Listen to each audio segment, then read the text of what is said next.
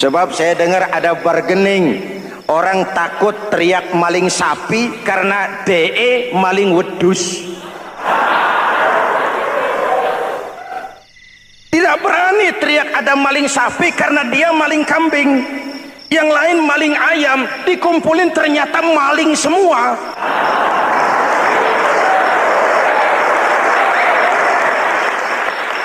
Muhammadin wa ala alihi wa sahbihi ajma'in, amma ba'du. Hadirin hadirat ma'asyiral muslimin yang saya cintai, ada sebuah cerita pendek. Seorang pengendara sepeda motor ditangkap oleh Pak polisi, lalu diperiksa. Ini motor siapa? Pinjam Pak. Helm? Pinjam. SIM? Pinjam. Kata Pak polisi, tidak boleh begini. Marah yang naik sepeda motor. Pak polisi bagaimana? Kok tidak boleh? Yang punya saja bilang boleh.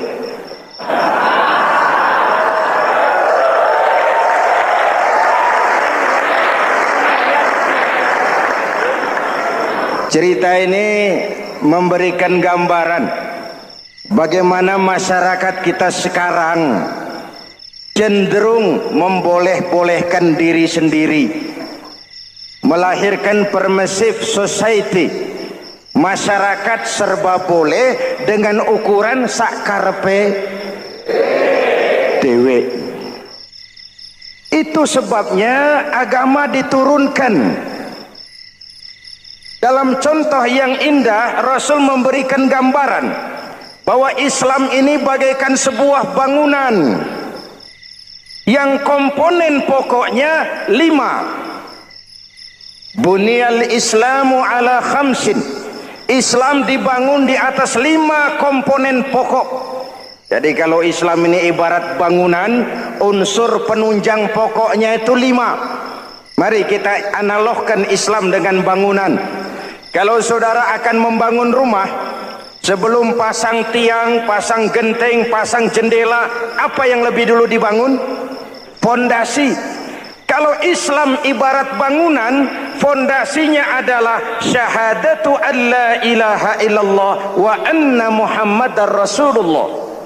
Ini fondasi. Jikalau kuat fondasi, aman bangunan. Jikalau rapuh fondasi, lentur dan luntur bangunan. Maka kuat atau tidak kuatnya bangunan Islam kita bergantung kepada keyakinan dasar tadi, fondasi. Saya bersaksi tidak ada Tuhan selain Allah, artinya saya tidak akan menyembah kecuali hanya kepada Allah. Orang yang benar fondasinya beres sujudnya. Kalau saya yakin tidak ada Tuhan selain Allah, saya tidak akan minta rezeki kecuali hanya kepada Allah.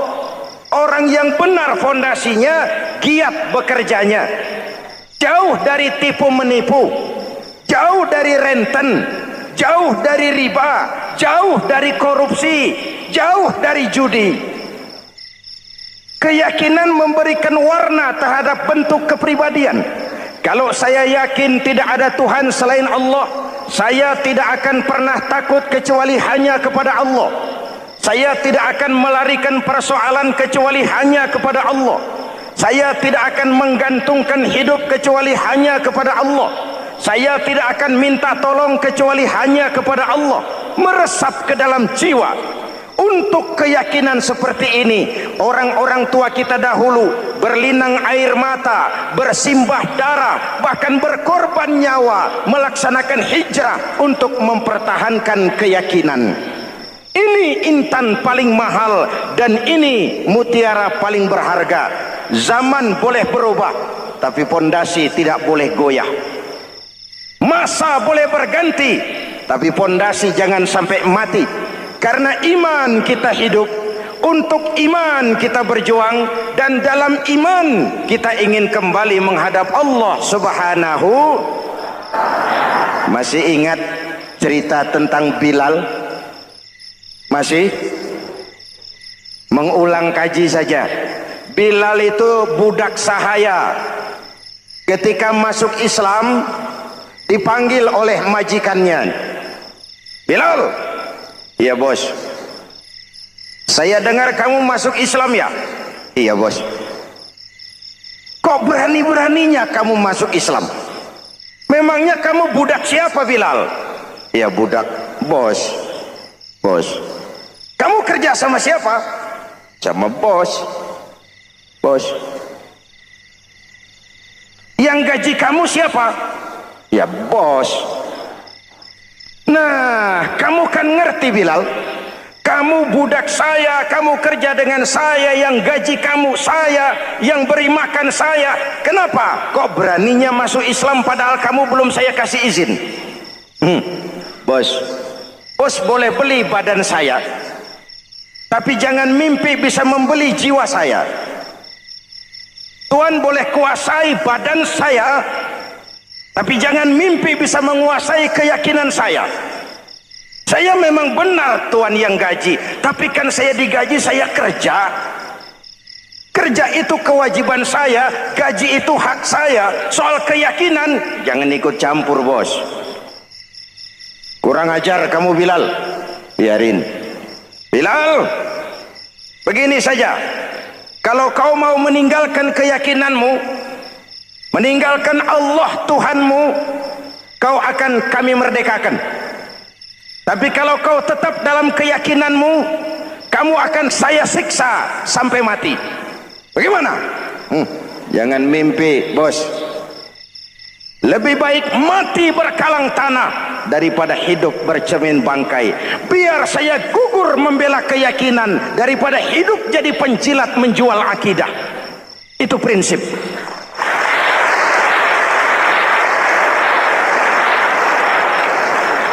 Gendeng kamu. Ayo siksa. Tangannya diikat, dihimpit dengan batu berat, dijemur dengan terik matahari padang pasir, terkelupas kulitnya, mengalir darah dari sekujur badannya, pecah bibirnya. Ayo Bilal, tetap bertuhan Allah dan kau akan mati di sini, atau kembali ke agama lama, kau jadi merdeka. Dari bibir yang pecah itu cuma keluar Allahu Ahad. Bilal budak badannya, merdeka jiwanya, maka namanya ditulis dengan tinta emas dalam sejarah. Kita zaman sekarang merdeka badan kita, tapi sering budak mental dan jiwa kita, maka sejarah tidak pernah mau mencatat kita.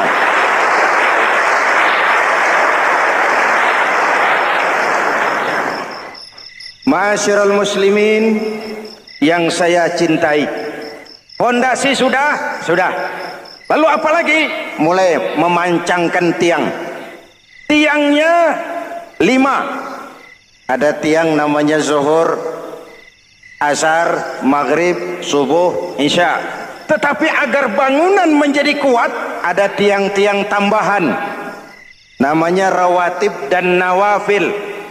Rawatib itu ba'diyah atau qobliyah, nawafil itu di luar itu. Agar bangunan menjadi kuat, dibentuk pribadi lewat solat. Apa filsafatnya? Pertama, solat itu simbol penyerahan total kepada Allah. Kita ini sudah kontrak. Innallaha astara minal mu'minina anfusahum wa amwalahum bi anna lahumul jannah. Allah telah membeli dari orang-orang mukmin diri mereka, harta mereka, bagi mereka adalah surga. Penjual kita orang beriman, pembeli Allah, dagangannya amwal dan anfus, harganya adalah surga. Jelas? Penyerahan total itu dimulai dengan takbiratul ihram. Shalli fardal isya, Allahu akbar. Arahkan mata ke tempat kita sujud.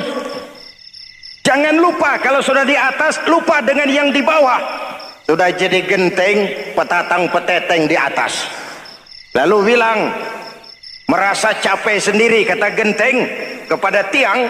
Tiang, kamu sih enak, kata genteng. Saya setengah mati di atas. kehujanan, kepanasan, kadang-kadang anak-anak nakal saya disambitin. Kata tiang, saudara Genteng, ngomong jangan sembarangan ya. Kamu kira kamu bisa nongkrong dan nangkring di atas, itu gara-gara siapa Genteng? Kan saya yang sokong dari bawah. Kamu jadi pejabat tinggi, jadi anggota ini, anggota itu. Kami rakyat yang angkat, jangan sudah di atas kami ditekan. Jangan agama dijadikan topeng untuk kepentingan pribadi. Berpolitik untuk kepentingan agama, ayo. Tapi menjual agama untuk kepentingan politik, itu yang merusak agama.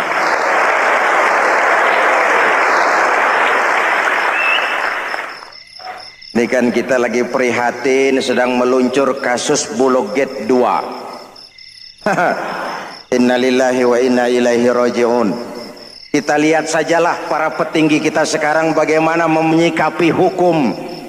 Sebab saya dengar ada bargaining, orang takut teriak maling sapi karena DE maling wedus. Tidak berani teriak ada maling sapi karena dia maling kambing. Yang lain maling ayam, dikumpulin ternyata maling semua.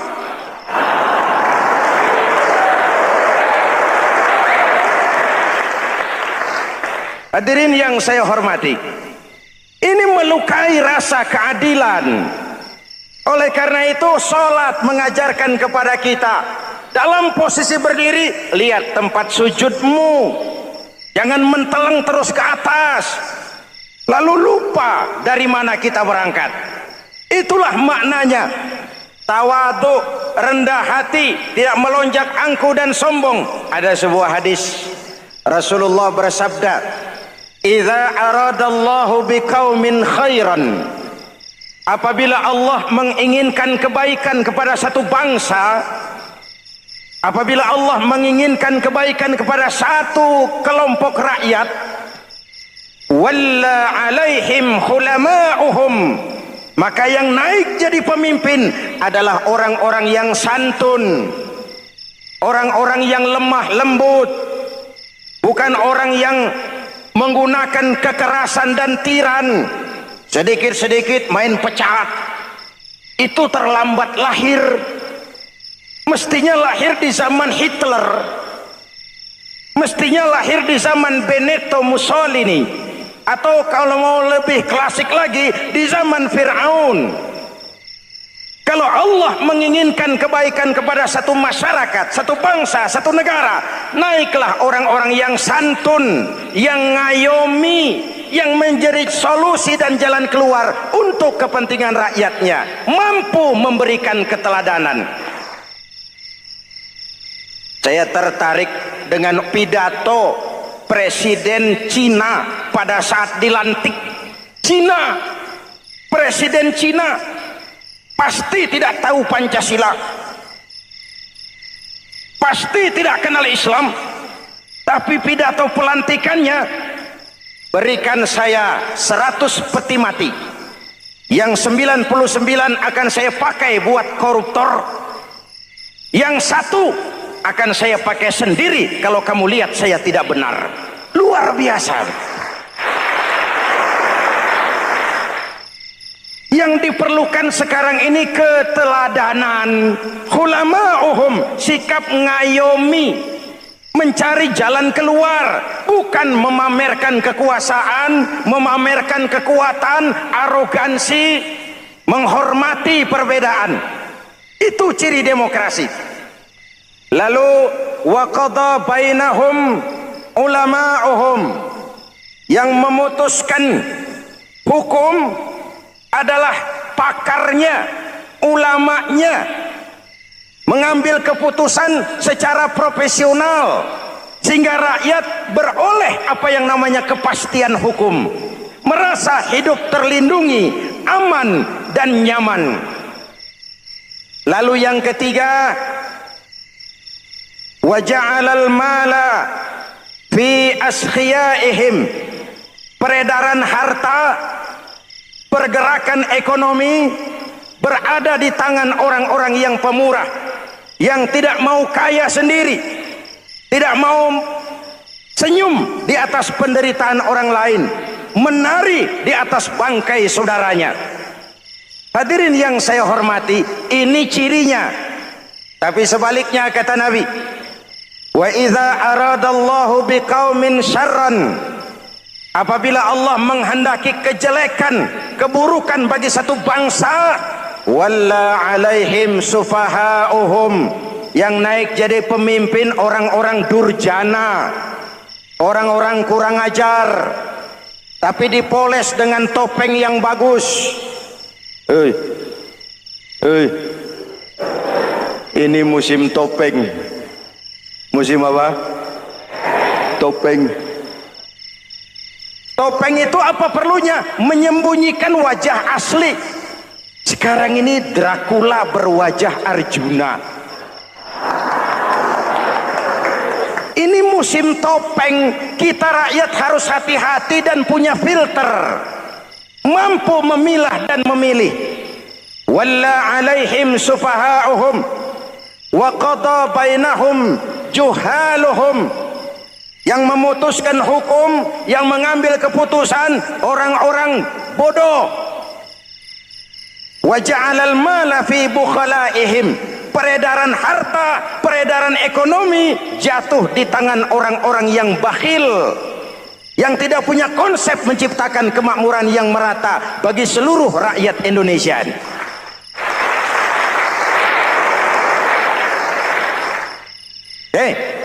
Kita kembali kepada tiang. Ini kan lagi cerita tiang tadi ya. Kalau sedang berdiri, lihat tempat sujud, jangan menteleng terus ke atas. Terserang penyakit tamak bin rakus alias serakah. Nah, selesai. Anggota badan yang paling terhormat ini kepala. Ketika sujud, sama rendahnya dengan telapak kaki. Allahu Akbar, yang besar cuma Allah.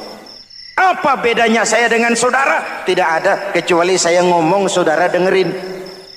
Kita sama-sama beribadah, sama-sama mencari nilai tambah di hadapan Allah. Apa saya lebih penting dari saudara? Belum tentu. Apa saya lebih hebat dari saudara? Belum tentu. Perasaan lebih penting, lebih hebat, lebih jago setan. Jelas? Ayo tundukkan kepala, dia sama rendahnya dengan telapak kaki kita. Yang besar cuma Allah. Allahu Akbar. Lalu diakhiri dengan menebarkan salam. Assalamualaikum warahmatullah. Assalamualaikum warahmatullah. Menebarkan salam, mewujudkan rasa aman, damai, bukan menimbulkan keresahan. Hadirin yang saya hormati, ini karakteristik kita. Selesai sholat, kembali ke masyarakat, ajaran salam diterjemahkan. Apa? Rasulullah sallallahu alaihi wasallam bersabda, "Ufsus salam, wasilul arham, wa at'imut ta'am, wa sallu bil laili wan nas niyam, tadkhulul jannata bisalam." Pertama, ufsus salam, tebarkan salam. Tebarkan salam itu bukan cuma kalau ketemu orang assalamualaikum, assalamualaikum. Ya, itu zahirnya. Tetapi hidup di tengah masyarakat memberikan rasa aman, rasa damai, menjadi pengayom bagi lingkungan, menjadi rahmah bagi semesta. Dalam Islam jangankan manusia, binatang saja dilindungi kok. Betul? Betul? Coba kalau belajar istinja itu kan makruh buang air kecil di tanah yang berlubang. Kenapa? Pertama, melindungi binatang yang ada dalam lubang. Siapa tahu di lubang yang saudara kencingi ada semut sedang rapat. Membahas Bologet jilid 2. Subhanallah, sangat luar biasa tausiah yang sudah disampaikan oleh guru kita Al-Maghfurullah Kiai Haji Zainuddin MZ. Sahabat beriman yang dimuliakan Allah, tetaplah di channel ini karena masih banyak lagi hal-hal menarik yang akan disampaikan oleh guru kita Al-Maghfurullah Kiai Haji Zainuddin MZ. Maka dari itu tetaplah di channel ini dan mari kita lanjutkan kembali. Selamat mendengarkan. Apa dosanya lalu mati dikencingi? Ini namanya rahmatan lissemut. Binatang saja dilindungi. Ada hadis, kalau kamu menyembelih hewan, sembelilah dengan cara yang terbaik. Jangan menyembelih ayam dengan pisau tumpul. Ini ajaran apa? Ajaran tentang peri kebinatangan. Rahmatan, memberikan rahmah, salam, keselamatan dan kedamaian kepada masyarakat lingkungan. Itu misi seorang muslim.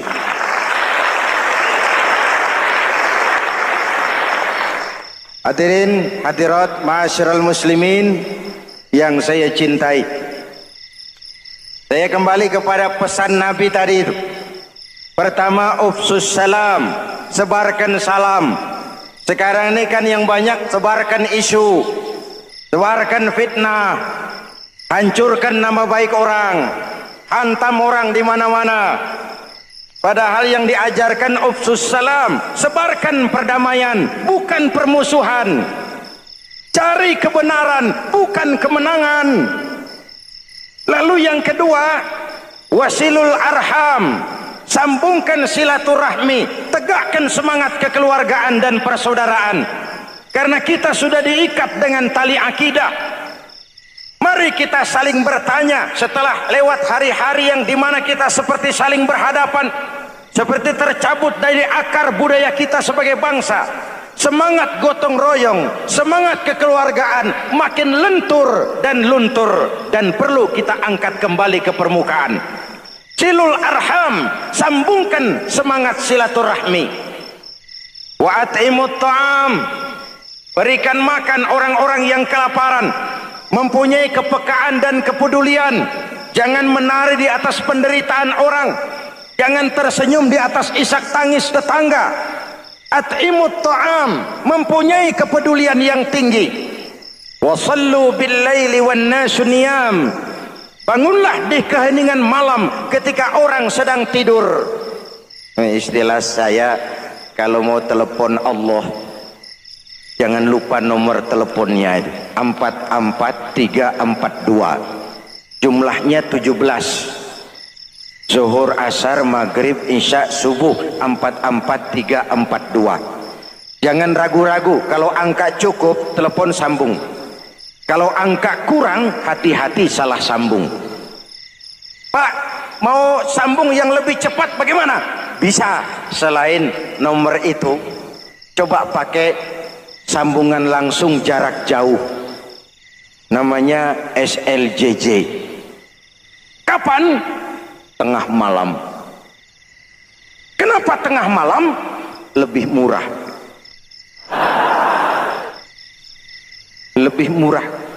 Saluran kosong, telepon jarang yang pakai, orang banyak tidur. Wa minal laili fatahajjad bihi nafilatan lak asa ayyab'atsaka rabbuka maqaman mahmuda. Nun, di keheningan malam bangun. Seperti bapak-bapak, ibu-ibu sering bangun tengah malam ya Bu? Ya. Ngapain? Kalau bangun tengah malamnya sih saya percaya, cuma urusannya apa? Kira bangun tengah malam mau tahajud, malaikat sudah mau nulis, cuma buang air kecil, tidur lagi. Hampir salah tulis saya.